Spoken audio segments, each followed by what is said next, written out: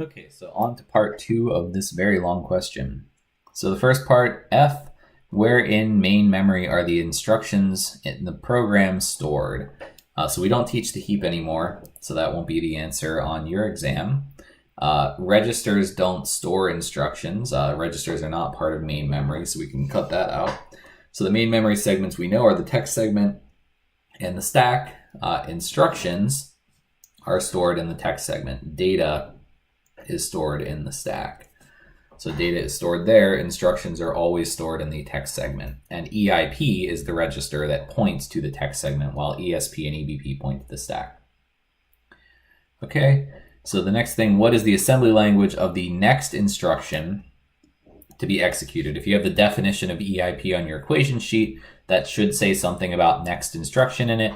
So we can look at the values here. EIP is equal to 80483BF.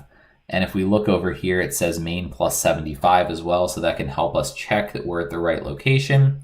So we want to find this address in the list of addresses, which is on the left-hand side of this diagram. So the addresses of instructions are all stored on the left, and then the instructions themselves and their inputs are shown on the right. So we just need to look for 83BF at the end of this. So 83BF. And it says main plus 75, so we can double check that that is the instruction that we're pointing to. And then we have the instruction there is what we want to give as output, and that's move EAX dword PTR PTR, and it is EBP minus 44. So that's the instruction. Sorry for my writing. How many bytes above EBP is the variable finish stored on the stack? Briefly explain. So for this, we need to go back to the code for a second that we were looking at here. And we can see that finish is being assigned the value 15, which 15 in hex is going to be, so 15 base 10 in hex is F.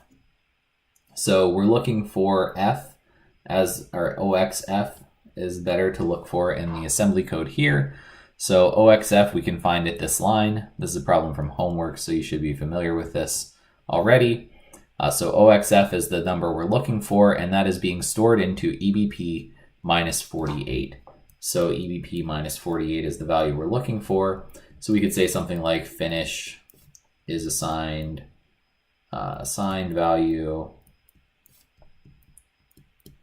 1510, which is OXF, and the instruction is move dword PTR EBP minus 48, comma OXF, to give some explanation about why we are picking that particular value. Okay, so next up, consider the assembly instructions at address 080483CB, C8, CB, and CD. So we're looking at the instruction list again. So C8, CB, CD. So these instructions are compare, jump less than, and jump. So it's these three right here that we're looking at. So part I is what we're looking at there. To what portion of the for loop do they most closely correspond? Okay, so we're doing a comparison and a jump less than. So we can sort of look at the code here and see that the place that we're doing a less than is this I less than finish. And that's just from the definitions of the assembly instructions that you should probably have on your equation sheets. So to know that JL is jump less than is looking at the instructions that we give you in the book, which includes JLE, which is jump less than equal. So you just need to figure out that JL is the part that says jump less than.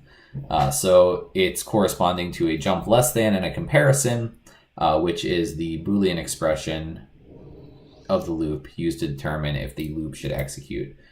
So that's the part of the code that we're looking for. So that's it for problem number 2.